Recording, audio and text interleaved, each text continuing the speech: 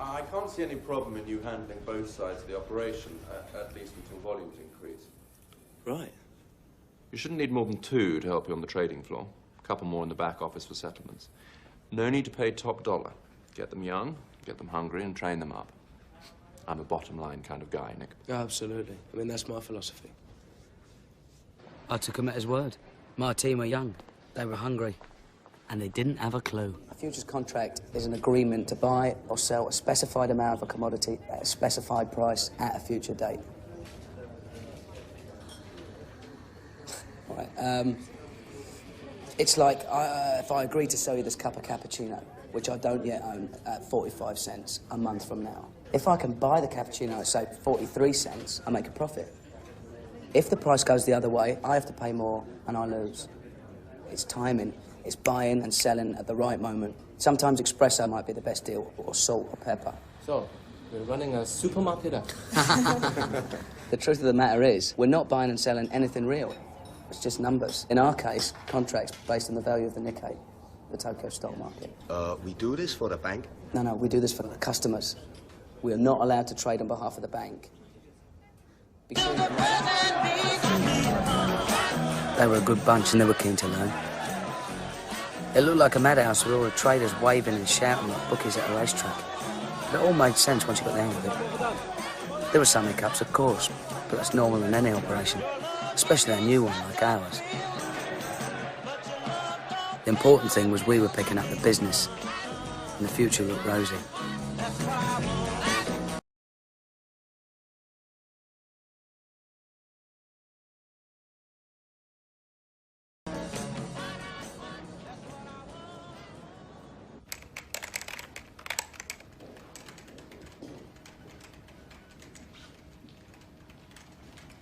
Nick, what's the difference between initial margin and variation margin? Initial margin's like a down payment on each futures contract that we trade. Now, we don't have to pay that in full until a contract matures. But in the meantime, the value of each contract may go up or down. So Cymex calculate our positions on a daily basis, and they'll ask us for more money if the market moves against us. And that's variation margin. Got it, I think. We need to open an hours account. We've had a few mistakes, nothing serious, but I need somewhere to put them till I can work them out. Sure. What number shall I give it? Well, what's your lucky number? 8. 8 is a very lucky Chinese number. And how many numbers do we need? 5. And let's give it all the luck it can handle. Call it the 88888 account.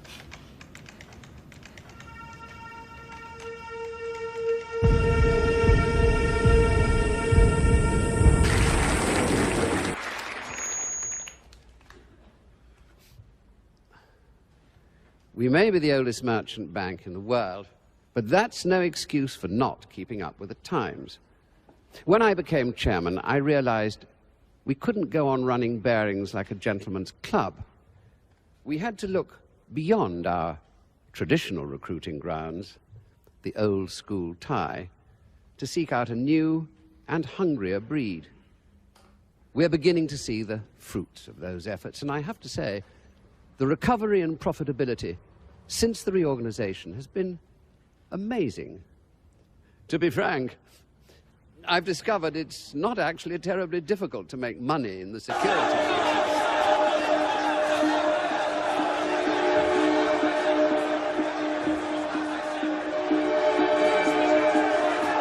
Phil.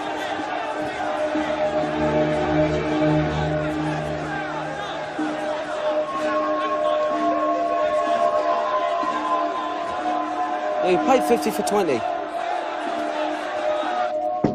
Man. Simon, I've got a slight problem. One of the girls sold 20 contracts for Fuji Bank instead of buying. I can't do anything about it till Monday. And what's the damage? 20,000 at the close.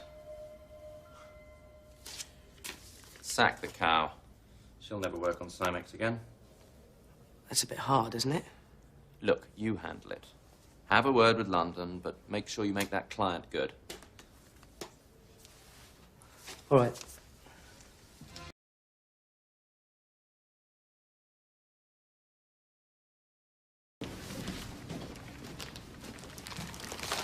This one's for the 5/8 account. I bought the missing contracts. £60,000? Shh. It was only 20 before. When the market went the wrong way, I had to cut the loss. What did Simon Jones say? Are you serious? He'd shut us down if he knew. Look, everything will be all right so long as we balance the books by the end of the month. How? Well, we trade on our own account until we wipe out the losses, and then we can use money from the client account and pay it back with next month's profits. You mean gamble? Relax, Bonnie. That's all the market is. One giant casino.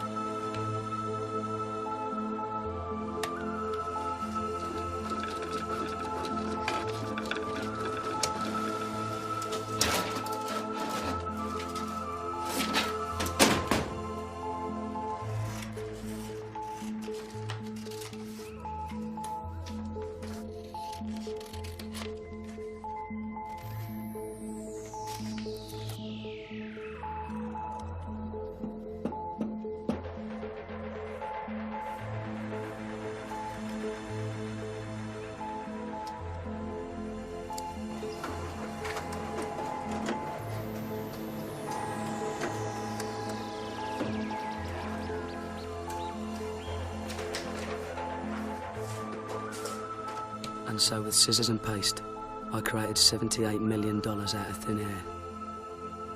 This was forgery, pure and simple. And there was no going back. Wait. Bonnie, it's Nick. Listen very carefully. I want you to transfer 7.78 billion yen from the client account into the house account first thing tomorrow. But it won't go. There isn't enough money. Yeah, I know that. But you can reverse it immediately after. It's just an electronic transaction. I want the transfer done. And I want the bank to send us a fax of the statement showing the 7.78 billion yen credit, all right? All right, Nick. If you say so. All right, cheers, Bonnie.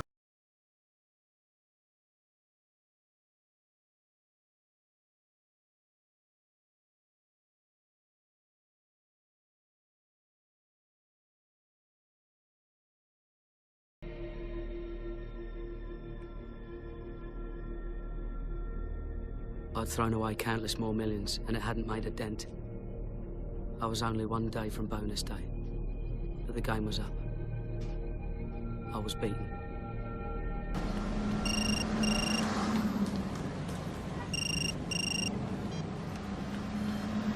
Hello? For Christ's sake, Nick, the positions have got bigger. If they are reduced, I'm coming out there personally to sort you out. You're very faint, Ron. And what's this rumour I'm hearing? There's a rumour that we're the customer. I'm sorry, Ron, you're gonna have to speak up. Tell me we're not the customer, Nick. I'm losing you, Ron. Nick, are you there? Goodbye, Ron.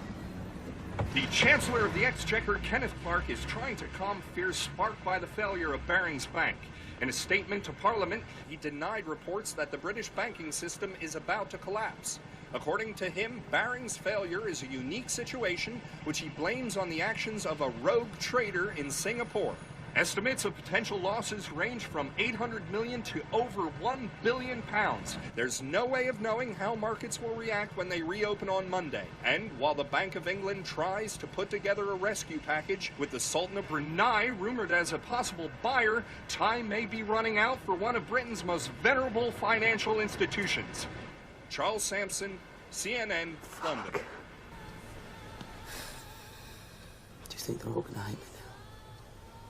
No, I don't think you're going to be Mr. Popular. It could easily have been the other way, you know. It so nearly was. And then I'd be a hero.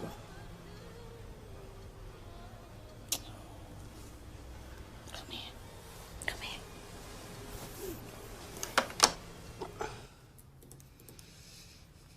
That was the Sultan of Brunei's office. They've decided not to proceed. They believe The risks are too great and the time too short in view of the need to have a rescue package in place by the time the markets open again in the Far East. Is there really no one else? We've tried everyone. It's hopeless.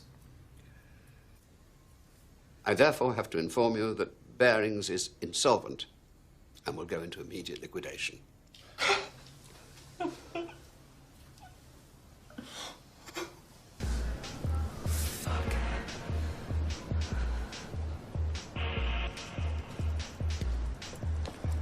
It's crazy, there's a manhunt all over Asia.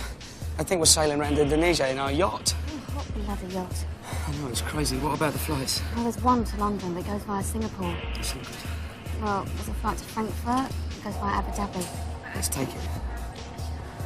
Listen, pay cash. Did you say we stop at Abu Dhabi? Yeah. So that's where they cut your hands off. Oh, don't be ridiculous. They just stone you. What?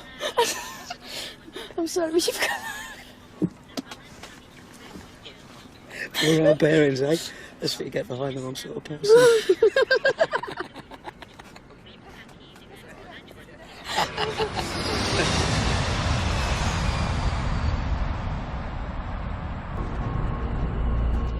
Danke. Hospital. Danke. Thank you. Danke. Please show your passport. Where is your man? I'm her man.